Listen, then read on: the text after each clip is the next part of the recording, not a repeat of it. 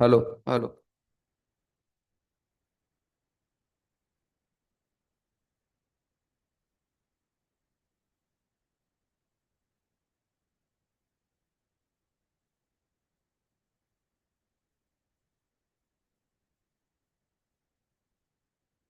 लमो अरिहंताणं लमो सिद्धाणं लमो आयरियाणं लमो अझायाणं लमो लोये सवसाहुणम् मंगलम भगवान वीरो मंगलम गौतमो गणी मंगलम कुंद कुंदाद्यो जैन धर्मोस्तु मंगलम सर्वमंगल मांगल्यम सर्वकल्याणकारकम प्रधानां सर्वधर्माणां जैनम जयतु शासनम जैनम जयतु शासनम। आपने आप में आपको वर लिया, चेतना को स्वयं मैं प्रकट कर लिया।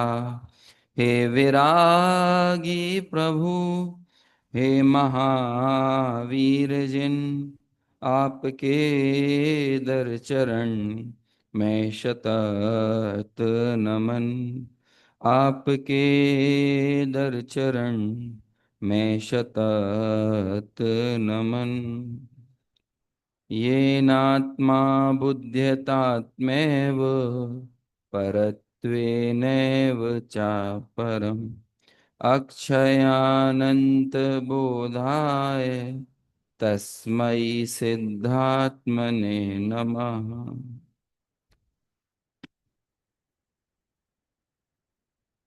समाधि तंत्र ग्रंथ, तीन प्रकार के आत्माओं का वर्णन और उसके साथ बहिरात्म अवस्था को छोड़कर अंतरात्मा होने की प्रेरणा तथा अंतरात्मा रूपी साधन के द्वारा परमात्म अवस्था की प्राप्ति करना, ऐसी मंगलमय प्रेरणा और उस मार्ग का प्रतिपादन यहाँ पर आचार्य पूज्यपाद इस समाधि तंत्र ग्रंथ के माध्यम से कर रहे हैं।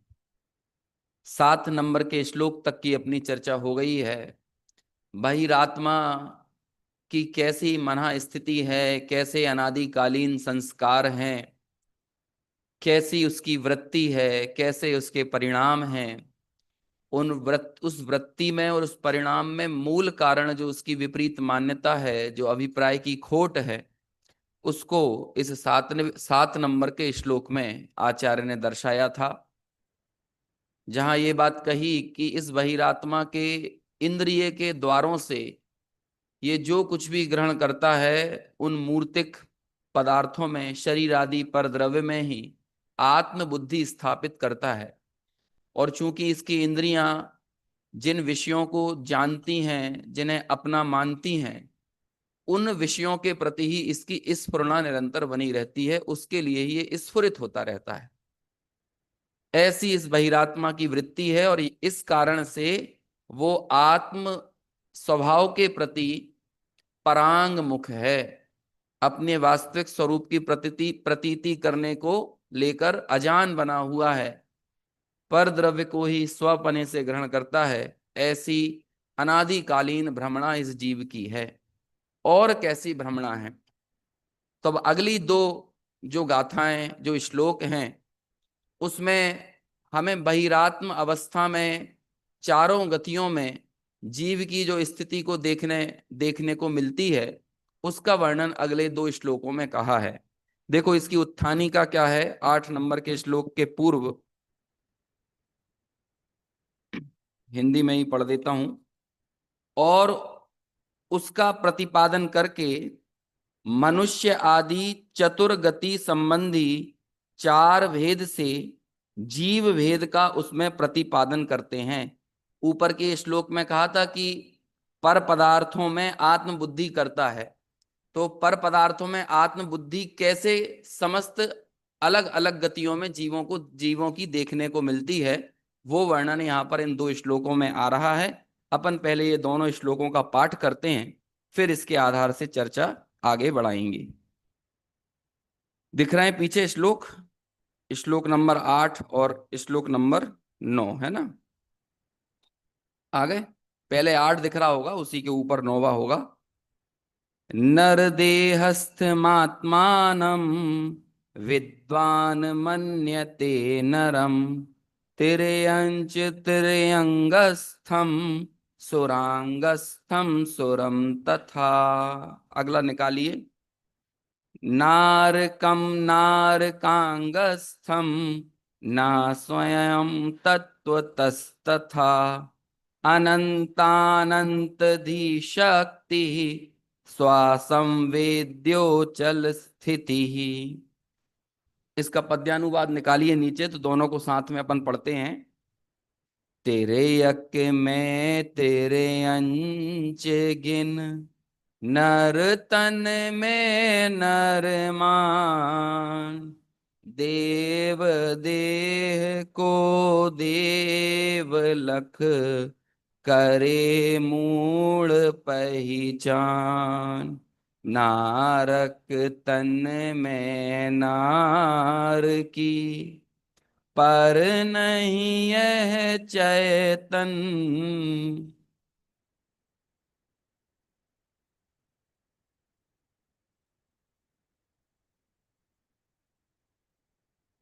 देखो, ऊपर की 3 पंक्तियों के अर्थ तो बहुत आसान है ना? सामान्य रूप से हम देखें, नर देहस्थ यदि मनुष्य की देह में स्थित होता है तो क्या मानता है?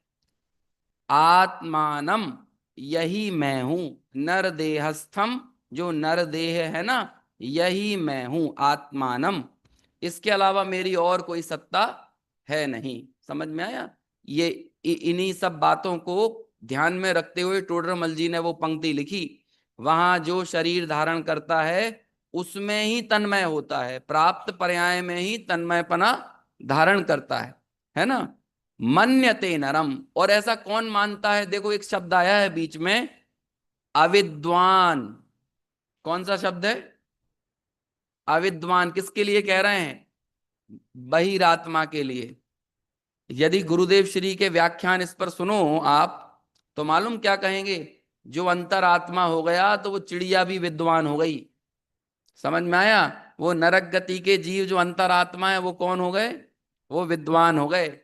यहां हम किसी किन्हीं विषयों को विशेष रूप से जान लें, लेकिन तदनुरूप परिणत ना हो तो विद्वान विद्वान संज्ञा कही कही जाएगी। नाम निक्षेप से तो विज्ञान कहला लोगे, लेकिन भाव निक्षेप से विद्वान कौन कहलाएगा? अंतरात्मा, सम्यक दृष्टि। और जिसने उस अंतरात्म अवस्था को प्राप्त नहीं किया वो कौन है? वो वाली गाथा है ना 9 और 10 नंबर की, समय सार की, श्रुत केवली, कि जिसने आत्मा को जाना वो ही श्रुत केवली है। तो इस गाथा का आनंद लूटते हुए गुरुदेव श्री तो इतने सारे जीव जंतुओं का नाम लेते हैं कि वो मगर मत्स्य श्रुत केवली हो गया, वो स्वयंभू रमण समुद्र का मत्स्य श्रुत केवली हो गया, वो गाय को सम्यक दर्शन हुआ तो गाय श्रुत केवली हो गई। ऐसे बहुत बहुत जीवों का नाम लेते हैं, है ना? कि दे जितने ये प्रथमानुयोग में कई त्रियंच गति के सूकर कुकर, है ना, इन सबके नाम आते हैं, तो कहते हैं वो सब कौन हो गए? वो सब श्रुत केवली हो गए। यदि इन श्लोकों के संदर्भ में देखें तो वो लोग, कोई कहेगा ये कुत्ता जो अंतरात्मा हो गया ये विद्वान हो गया है। और जो देह को ही स्वापने से ग्रहण कर रहा है वो सब कौन है? अविद्वान है। अविद्वान जिस देह में नर देहस्थमात्मानम, नर देह में स्थित आत्मा को ये मानता है कि ये नर, नर जो है ना, मतलब मनुष्यता है, यही मेरा स्वभाव है। और कैसा मानता है? त्रियंच त्रियगस्थम, त्रियंच गति में जो त्रियंच पर्याय में स्थित जो आत्मा है उसको क्या मानता है? कि बस ये त्रियंच रूप जो है यही मेरा स्वरूप है। और ऐसा ही सुरांगस्थम सुरम तथा, और देव गति में जाता है तो देव गति को ही अपना स्वरूप मान लेता है। वहां जिस पर्याय को भी धारण करता है उसी में आत्मबुद्धि करता है। और तीसरी लाइन वो भी बड़ी सरल है, नारकम नारकांगस्थम, और नरक गति में जाए तो मैं नार की हूं ऐसा ही मानता है। और जो विद्वान है वो नरक गति में जाए तो मैं नार की हूं या मैं आत्मा हूं ऐसा मानता है? स्वयंम ना स्वयंम, अब देखो अगली इसके बाद बात है, लेकिन ये जो कुछ भी वो मान रहा है ना वो ये नहीं है, ना स्वयंम, ये मैं नहीं हूं, ये मेरा सेल्फ नहीं है। तो मेरा सेल्फ क्या है? तो कहते हैं तत्वतः तथा, हे जीव एक बार तुम तत्वतः देखो, वस्तुतः देखो, परमार्थतः देखो, अपने वास्तविक स्वरूप को देखो, अपने प्रति सच्ची समझ स्थापित करो, तुम हो कौन। तो उसे कहते तत्वतः यदि देखा जाए तो ना तथा, ये सब तुम्हारा स्वरूप नहीं है। मनुष्य पर्याय में मनुष्य मान लेना, नारकी में नारकी मानना, त्रियंच में त्रियंच मानना, देव में देव मानना। एक गाथा आपने सुनी होगी, वो पूरी गाथा ना भी सुनी हो तो उसकी एक पंक्ति बहुत प्रसिद्ध है जो सुनी होगी, पज्जय मूढ़ाही पर समया, सुनी है ना? ये पूरी गाथा क्या है? प्रवचन सार की 93 नंबर की शायद गाथा है ना। तो देखो वहां आचार्य क्या कहते हैं। अब यहाँ ये पज्जय मूढ़ा का वहां पर क्या अर्थ किया है, वो समझने वाली बात है। अत्थे सुखलु दव्यमो, अर्थ यानी पदार्थ जो होते हैं वो द्रव्यमय हैं। इस जगत के कोई भी पदार्थ को आप उठाओ तो वो सब कैसे हैं? द्रव्यमय हैं।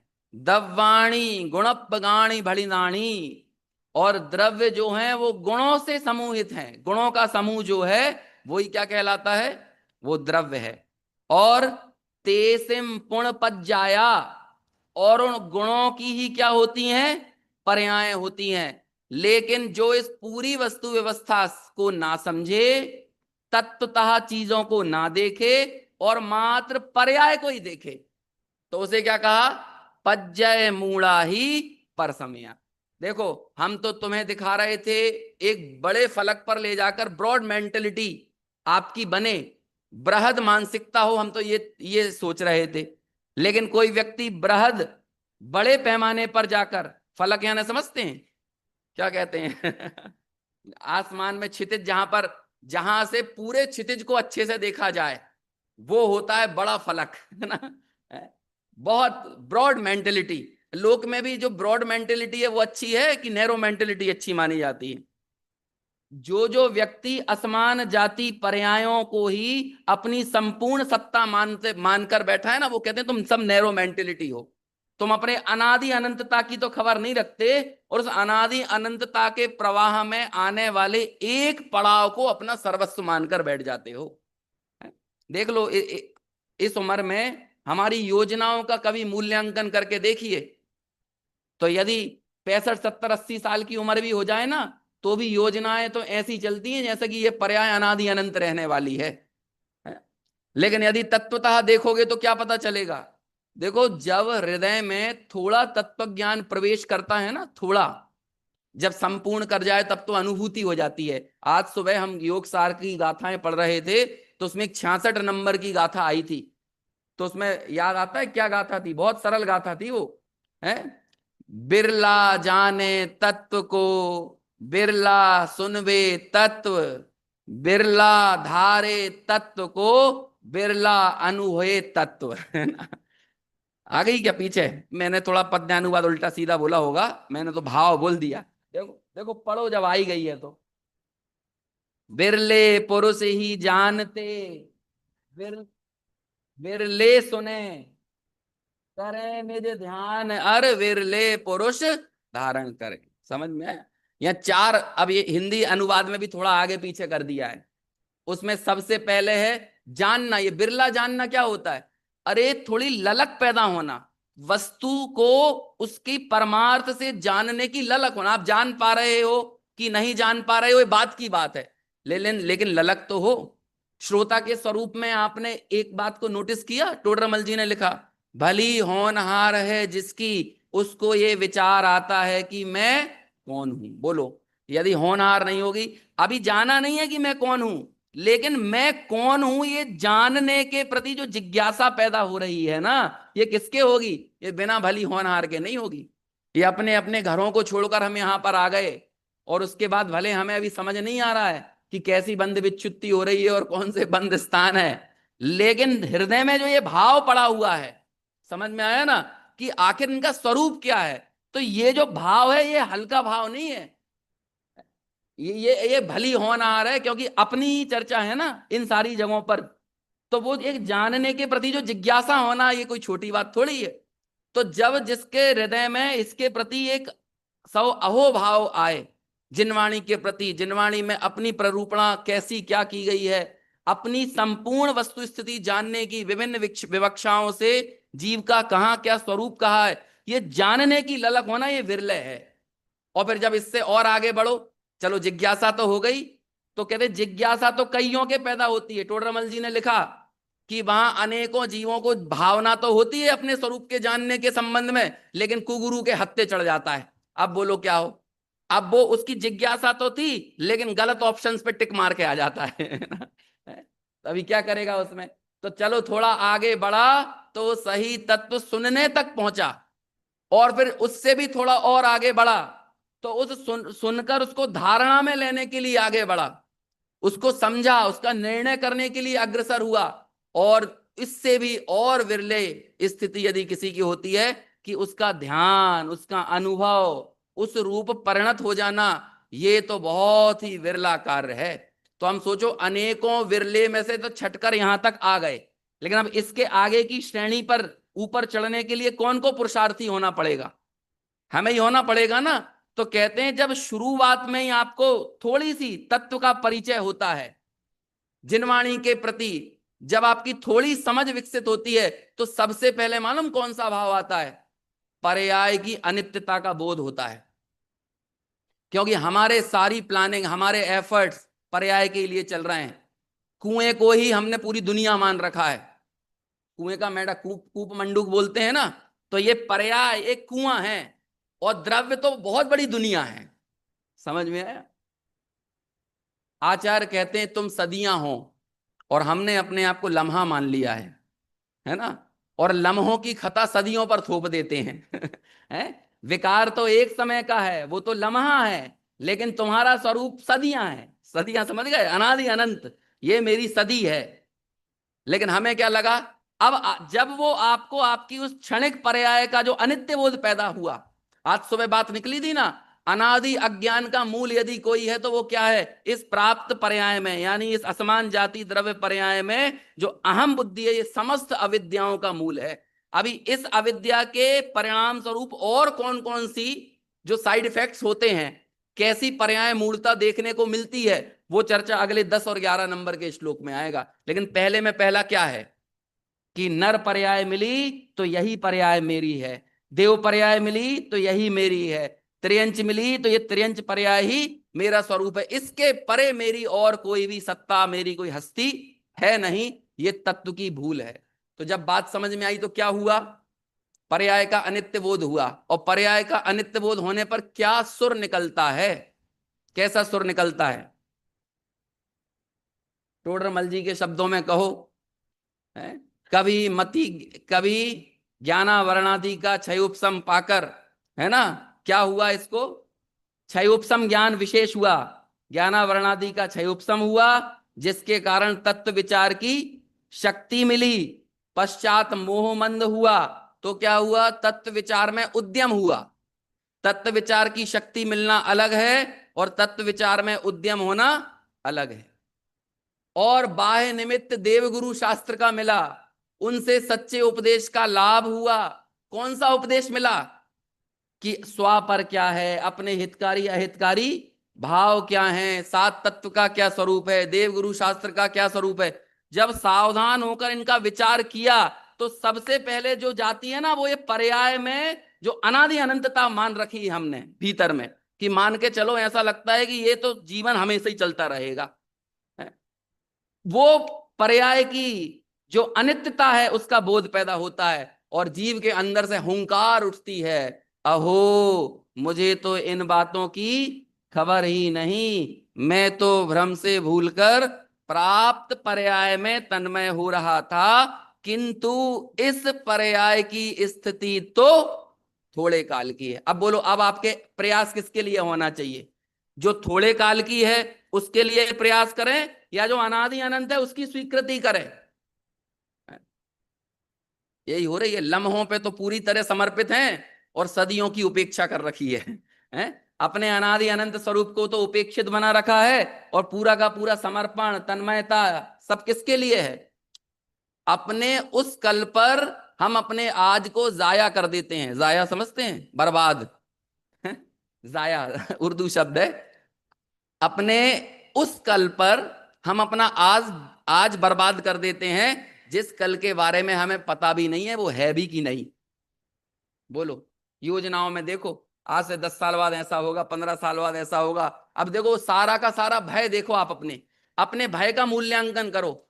हमारे माथे पर पड़ी हुई सलवटों को देखो, अपने चेहरे पे आ गई झुर्रियों का विचार करो कि जिनवाणी के शरण में आने के बाद, ऐसे बढ़िया मंगलकारी माहौल में आने के बाद भी हमारे माथों में क्या है? सलें खिंची हुई हैं। क्यों खिंची हुई हैं? प्राप्त पर्याय में तन्मयता, इस असमान जाति द्रव्य पर्याय में अहम बुद्धि, पज्जय मूला पर्याय की मूलता, इसे ही अपना स्वरूप मान लेना। अब देख लो, सारी चिंताएं, सारे भय के बादल इसी से हैं, सारा लालच इसी में है, क्रोध यही है, मान यही है, माया यही है। जितनी भी विसंगतियों की आप बात कर रहे हो, बोलो बाहर में दुकानें काय की चल रही हैं? ये जितना क्या कहते हैं, इंश्योरेंस वाले इंश्योरेंस बेच कर चले जाते हैं, और हम बाकायदा ले लेते हैं। भाई कोई बैठा हुआ हो तो है, किसी के ऊपर नहीं है, तो सब संयोग की बात है, यदि कोई निकल जाए तो बात है। तो वहां पे क्या होगा? आपको आपके मरने के फायदे बता दिए जाएंगे। समझ में? और कभी कभी तो ये लगने लगता है कब मरेंगे भाई, इतना सारा फायदा मिलने वाला है? मरने के प्रति आदमी की तृष्णा पैदा हो जाए। समझ में आया? है? अब आप विचार तो करो, और फिर वो ऐसा भय का माहौल खड़ा किया जाएगा कि आप उस पूरी क्या करें, सेलिंग लेने के लिए बिल्कुल तैयार हो जाओ। कितना भयंकर डर है कि पहले दिन यदि नया वॉशिंग मशीन भी घर में आता है ना, तो उसके साथ एक डर आता है पहले ही। तो वो पहले वॉशिंग मशीन चिपकाएगा, फिर 2 साल का कॉम्प्रहेंसिव प्लान भी चिपका देगा। समझ में? है? क्योंकि 2 साल बाद खराब हो जाएगा तो क्या करोगे? अब बोलो, इस डर का माहौल कहाँ कहाँ है? इस देह से और देह से जुड़ी हुई वस्तुओं में कहां तक ये जो ममत्व बुद्धि है, ये अहम भाव है, ये मैं मेरे पने की मान्यताएं, ये कहां तक फैलती चली जा रही हैं। और बस इन मान्यताओं के बीच में जब तत्व का ग्रहण भी होता है, जिनवाणी का समागम भी मिलता है, तो भी वो विकल्पों में ये चित्त उलझा रहता है।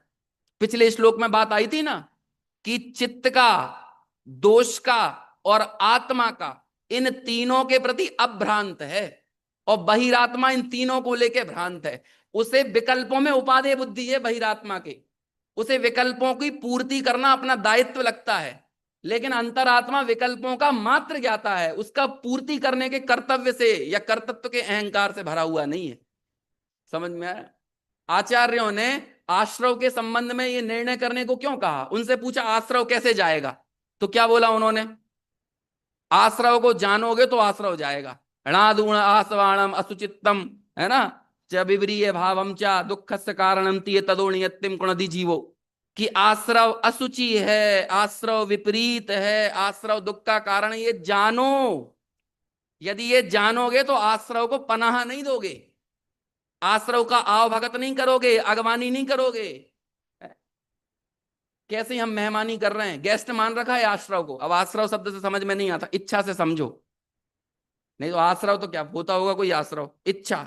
इच्छा लोगों को कैसी लगती है, जरा विचार करना। विश करो, डिश करो, शौक बड़ी चीज है, होता है कि नहीं?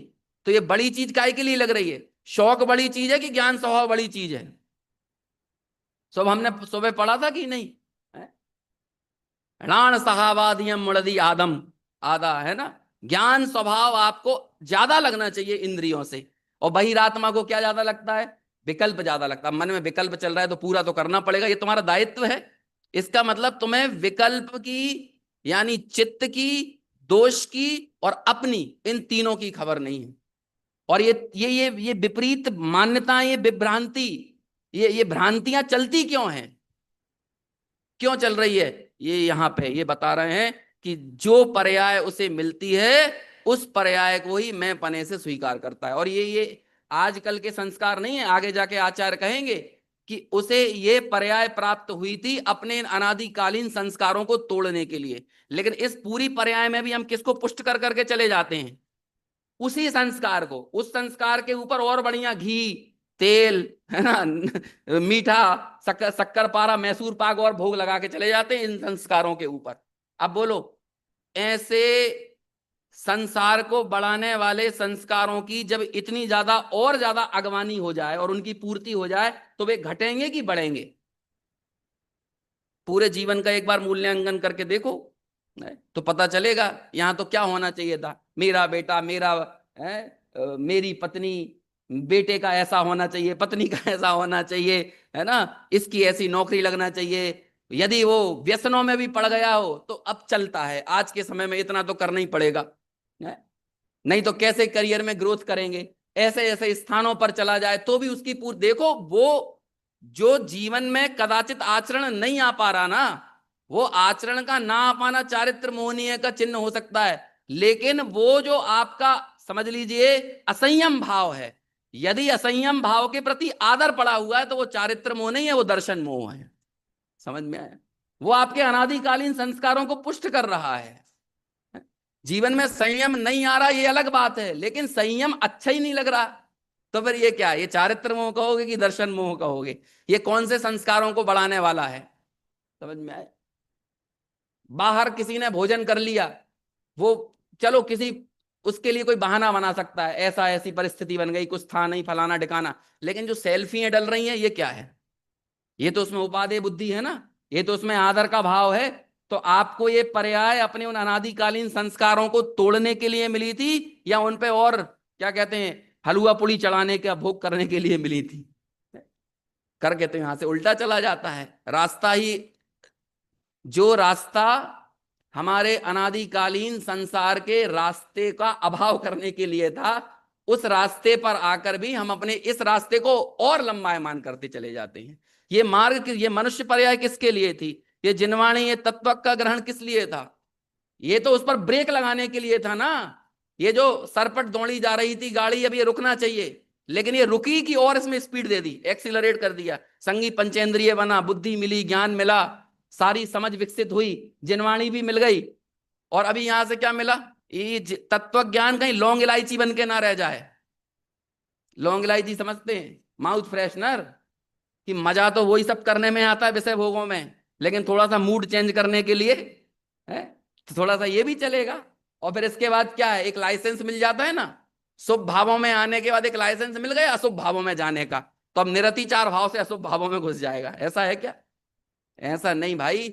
यदि मंद कषाय रूप परिणत हुआ है तो इस मंद कषाय रूप योग का सदुपयोग करे, और सदुपयोग करके आकषाय में जाने के लिए ही निरंतर प्रयासरत रहे। और वो कार्य कैसे होता है? अपने को तत्वतः जानने से। तत्वतः, वस्तुतः मेरी वास्तविक सत्ता क्या है? क्या ये वर्तमान में प्राप्त एक क्षणिक प्रवाह यही मेरा जीवन है, या वो अनादि अनंत जो जीवत्व को धारण किए हुए हूं वो मेरा जीवन है? ये कहते हैं, देखो चौथी लाइन क्या कहा? अनंतानंत धी शक्ति ही। अरे तू तो अनंतानंत धी यानी ज्ञान और अनंत शक्ति का धारी है, और तुझे मजा काय में आ रहा है? आजकल चलता है ना, बड़े बड़े सेठों के बच्चे हों, करोड़पति हो, घर में 10-10 नौकर चाकर लगे हों खाना बनाने करने वाले, बादाम काजू किशमिश और बढ़िया डिब्बे भरे हुए हों, तो भी आदमी को चस्का चढ़ता स्ट्रीट फूड खाने का है। पहले तो डॉग होते थे स्ट्रीट, आजकल फूड भी होने लगा है। स्ट्रीट फूड समझते हैं? मतलब सब नए लोग सब जानते हैं। जब भी किसी चीज की भर्त्सना करना हो ना, तो उसे कहते थे गली गली में मारा मारा फिरेगा। भर्त्सना, भर्त्सना समझते हैं? उलाहना करना हो, उपेक्षा करना हो, उसे गंदा कहना हो, तो क्या बोलते थे? गली गली में मारे मारे फिरोगे। तो ऐसे ही जो खाना गली गली में मारा मारा फिरता हो वो अच्छा है कि ग्रहण करने योग्य है? लेकिन उसके पास खूब अच्छा, घर में करोड़ों रुपया हो, अच्छा बनाने करने वाले काम वाले माता हो, नौकर चाकर लगे हो, सब कुछ हो, लेकिन वो नहीं खाएगा, वो बाहर जाके चाउमीन खा के आएगा। होता है कि नहीं? और फिर उससे अपना स्वास्थ्य बिगाड़ेगा। समझ में आया? तो लोग क्या कहेंगे, ये देखो तो सही, इसके पास खुद के पास क्या कमी थी, लेकिन तब भी अपने स्वास्थ्य को बिगाड़ने वाली प्रवृत्तियों में पड़ा हुआ है। और आता ही है, लोगों को मजा ऐसे में ही आता है, अपने वैभव को तो नहीं देखते, और वो क्या कहते हैं, जैसी बाह्य संगति आकर्षित करती है उस संगति में पड़ के अपनी पूरी जिंदगी की दुर्गति कर लेते हैं।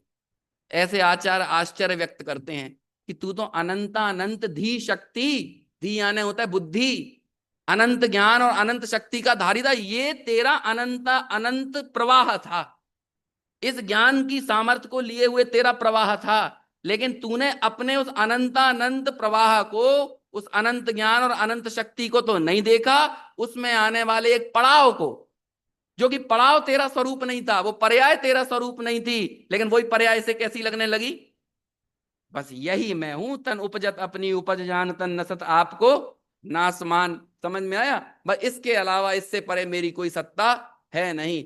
उसे जन्म बहुत बड़ी घटना लगती है, और मृत्यु समझ लो बहुत बड़ा एक भय का कारण बन जाता है। जन्म में पटाखे फोड़ता है और मृत्यु से निरंतर जीवन भर घबराता रहता है। ईमानदारी से कहें, यदि बहुत गहराई से तत्व को, जिनवाणी को समझने के बाद भी जैसे मौत कोई वाकई में बहुत बड़ी घटना लगती हो, बहुत ज्यादा घबराहट वाला विषय लगता हो, तो अभी हम बड़े ही नहीं हुए हैं। समझ में आया है? ये आने वाली मौत जो है ना, यदि ये हमें हमारा जीवन का पूर्ण विराम लगता है, तो अभी हमने जिनवाणी को, तत्व ज्ञान को समझा ही नहीं है। ये मात्र एक रास्ते का पड़ाव है, एक अल्प विराम है। निरंतर बहने वाले समता के परिणामों के बीच में यदि मृत्यु का पॉइंट आ जाता है, तो बस उसका ही नाम समाधि मरण है। मरण के लिए कोई तैयारी नहीं होती, लेकिन आपका जो निरंतर बहने वाला समतामय समाधिमय जो परिणाम है, उस समाधि के बीच में एक बिंदु आ गया। कौन सा बिंदु? मौत। तो बोलो, समाधि के बीच में पड़े हुए बिंदु का नाम क्या हो गया? बस वही समाधि मरण है। और बस जीवन की सार्थकता यही है। हम कहते हैं ना कि आपने रेस को शुरू कैसे किया, इस बात से फर्क नहीं पड़ता, रेस को कंप्लीट कहां जाकर किया, इस बात से फर्क पड़ता है। आप जीवन में अपनी उपलब्धियों में कितने आगे पीछे रहे, इस बात से कोई फर्क नहीं पड़ेगा, लेकिन उसे पॉइंट पर ले जाकर यदि हमारे अंदर इतनी परिपक्वता, इतनी मैच्योरिटी आई है कि मौत के वक्त यदि बिलख नहीं रहे, यदि मृत्यु के समय भी हमें हमारा नाश, हमारी सत्ता का नाश नहीं लग रहा है, वो पर्टिकुलर पॉइंट, तब शायद हमने जीवन में कुछ परिपक्वता हासिल की है। और ऐसी परिपक्वता का एकमात्र आधार यदि कोई है, तो वो है तत्व ज्ञान। समझ में आया? इसलिए हमारे यहाँ जन्म के महोत्सव तो सबके नहीं होते, लेकिन मृत्यु महोत्सव तो हर किसी का हो सकता है। त्रियंच का भी हो सकता है, समझ में आया ना, मनुष्यों के भी हो सकते हैं, अमीर का हो सकता है, गरीब का हो सकता है, सबके हो सकते हैं। और कैसे होगा? समाधिमय जीवन के बीच में ही आने वाला मृत्यु का पड़ाव, वही क्या कहलाता है? मृत्यु महोत्सव। तो ऐसी अनंतानंत धी शक्ति, स्वसंवेद्यो अचल स्थिति, ऐसे स्वसंवेदन से यदि अपनी अचल स्थिति, अपने ज्ञान स्वभाव को देखता है, तब ये जीव अपने को नर नारकादि पर्यायों मात्र अनुभव नहीं करता। ऐसा वास्तव में किसका स्वरूप है? ऐसा मेरा स्वरूप, और ऐसा स्वरूप नहीं मानोगे तो ये बहिरात्मा का स्वरूप है। कौन है बहिरात्मा? यदि ऐसी मान्यताएं हमारे भीतर घर कर रही हो, तो ये बहिरात्मपना हम में ही है। और इस तत्व ज्ञान के माध्यम से हमारा प्रयास यही होना चाहिए कि ऐसे बहिरात्मपने की बुद्धि, मान्यता को हम तिलांजलि दें और अंतरात्मा होने की तरफ अग्रसर हो सकें। अभी अपना समय यहां पर हो गया है। आगे इस उल्टी मान्यता का किस तरह से, कैसा असर इस जीव के जीवन में देखा जाता है, उसकी चर्चा अपन अगले श्लोकों के माध्यम से रात्रिकालीन व्याख्यान में करेंगे। प्रश्न के लिए नवनीत भाई गड़िया और सेजलबेन विपुल भाई शाह तलोद। सेजलबेन विपुल भाई शाह तलोद આવી જા આગળ।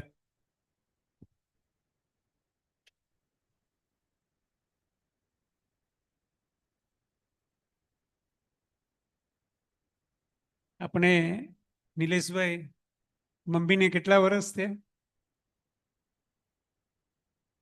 75। આપણે બધા કદાચ ટેકો દઈને સાંભળતા હશો. હું એમને જોઈ રહ્યો હતો કે આમ આગળ નમી નમીને એમને સાંભળતા હતા. 75 યર્સની ઉંમરમાં કેટલો રસ છે.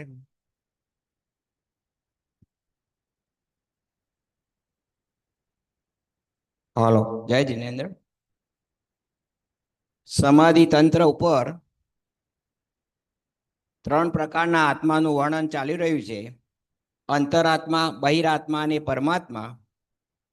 એમાં આજે શ્લોક નંબર 8નું જે વર્ણન ચાલ્યું, બહિરાત્માનું વર્ણન, તેમાં હું પ્રશ્ન પૂછું છું કે આ મૂળ બહિરાત્માની માન્યતા શું હોય છે?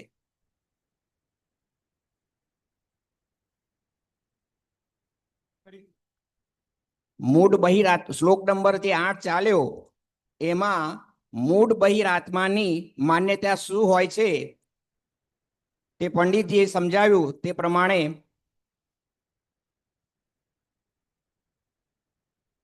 જગદીશભાઈ એ પાછળ આપો. હા, ચલો, બિપિનભાઈ છે, તમને તો આવડશે. બિપિનભાઈ. Contact to contact. નવા નવા લોકો જોડાય ને એનો આનંદ છે. બહિરાત્મા પોતાને તિર્યંચ ગતિમાં તિર્યંચ માને છે, મનુષ્ય ગતિમાં મનુષ્ય માને છે, દેવ ગતિમાં દેવ માને છે. આ પ્રમાણે એ મૂર્તા કરે છે. બરોબર? બરોબર છે. બીજો ક્વેશ્ચન એ છે કે આત્મતત્વ માટે, આત્મતત્વની પ્રાપ્તિ માટેની જે દુર્લભતા પંડિતજીએ બતાવી, એ જે અત્યારે વિધાન ચાલે છે યોગસાર, એમાં એ સંબંધીની કઈ ગાથા નંબર કઈ કઈ છે? 3 ગાથા આવે છે. ફરીથી રિપીટ કરો. જે આત્મતત્વની પ્રાપ્તિ માટેની દુર્લભતા યોગસાર વિધાનમાં 3 ગાથા એ સંબંધીની આવે છે. એ ગાથા નંબર 3 છે, જે કયા કયા નંબરની આવે છે? કે જેમાં વિરલ પુરુષ જ જે બતાવે છે કે જે વિરલ પુરુષ જ નિધ્યાન કરીને આત્મતત્વની પ્રાપ્તિ કરે છે. બોલો કોઈ નવું. આ તો છે જ નવા કોઈ. હા, બોલો.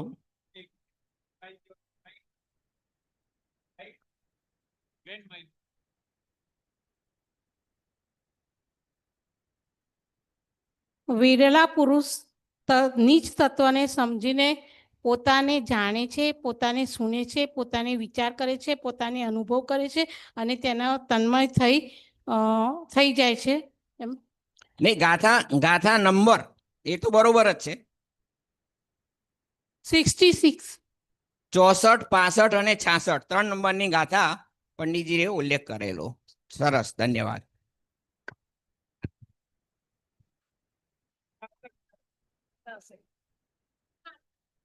એકલી 66 નંબર, બરોબર ને? 66 જ. 66. બરોબર, ચાલો.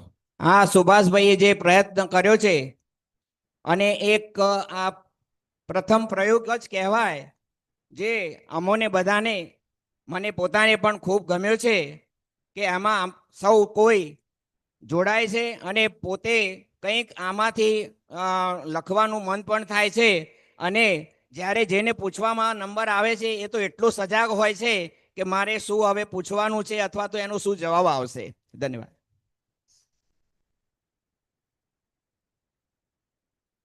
जय जिनेन्द्र। समाधि मरण किसे कहते हैं? હા, જરા માઇક જોડે રાખીને. સમાધિ મરણ કોને કહે છે? બરોબર. સમાધિ મરણ કોને કહે છે? બોલો, સંકેત.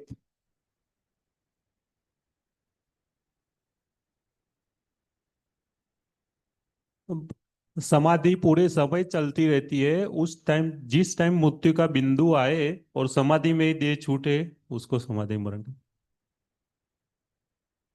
निरंतर?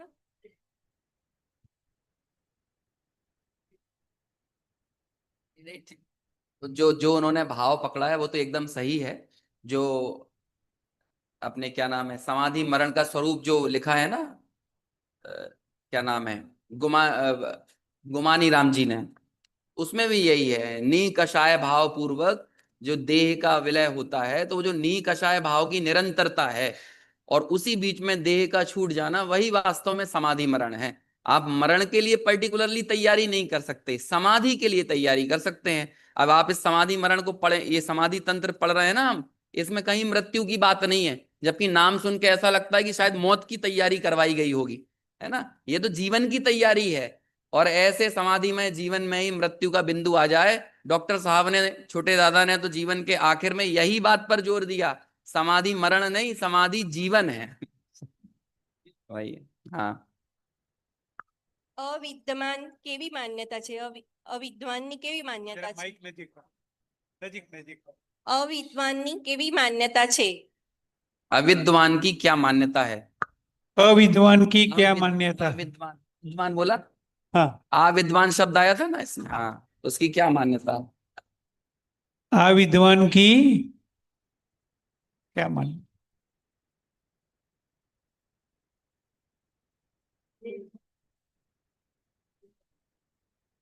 અવિદ્વાન પ્રાપ્ત પર્યાયમાં પ્રાપ્ત પર્યાયમાં તન્મય માને છે પોતાને. हाँ ठीक है, थोड़ा सा आप श्लोक के अनुसार बोल सकते हैं। जो शरीर मिलता है, जो गति में जाता है, नरक में जाएगा तो नरक शरीर को ही अपना मानता है, मनुष्य में जाएगा तो मनुष्य शरीर को ही अपना मानता है। तो जो शरीर धारण करता है उसमें ही आत्मबुद्धि धारण करता है। ये બપોરે 6:45 અરે સાંજે 6:45 થી 7:15 ભક્તિ અને અહીંયા 7:30 થી 2 પ્રવચન અને એના પછી